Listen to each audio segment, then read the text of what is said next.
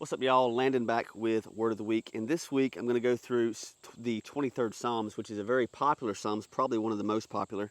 And in regard to the tragedy that happened this past weekend with the flooding in Texas, so many lives lost. And the whole thing is literally such a tragedy, so many innocent children. It's just, the whole thing is just awful. And it's easy for that to lead to, we just don't understand. There's all the questions, why did this happen? It doesn't make sense, all these things. But there's three things in the 23rd Psalms that I want to point out. I'll read it first. It says, "The Lord is my shepherd, I shall not want. He makes me to lie down in green pastures. He leads me beside the still waters. He restores my soul. He leads me in the paths of righteousness for his name's sakes. Yea, though I walk through the valley of the shadow of death, I will fear no evil, for you're with me. Your rod and your staff, they comfort me. You prepare a table before me in the presence of mine enemies. You anoint my head with oil. My cup runs over. Surely goodness and mercy shall follow me all the days of my life, and I will dwell in the house of the Lord forever." The first thing in verse 1 where it says, "The Lord is my shepherd." So David's referring to God as his guide.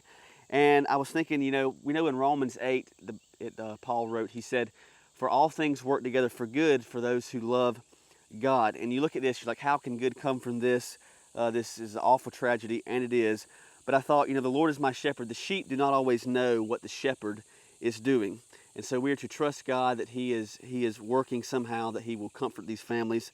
And then in verse 4, in regard to the tragedy that this is, it says, "Yea, though I walk through the valley of the shadow of death, I will fear no evil, for you are with me. Your rod and your staff, they comfort me." So David's saying, through the tragedies of life, through the hard times of life, I'm not going to fear because I know that you are with me. God does not promise that we'll never have trials and hardships. He just promises that He will bring us through, that He will comfort us and guide us. Job 14:1 says that man born of woman is few days and full of trouble. Think about all that Job went through. Lots of troubles. Life is full of trouble. But if we know the one who is the author of life, He will bring us through. And then lastly, "And I will dwell in the house of the Lord forever." Look at all the tragedies going on with the floods and other things that seem like it's just constant, always something.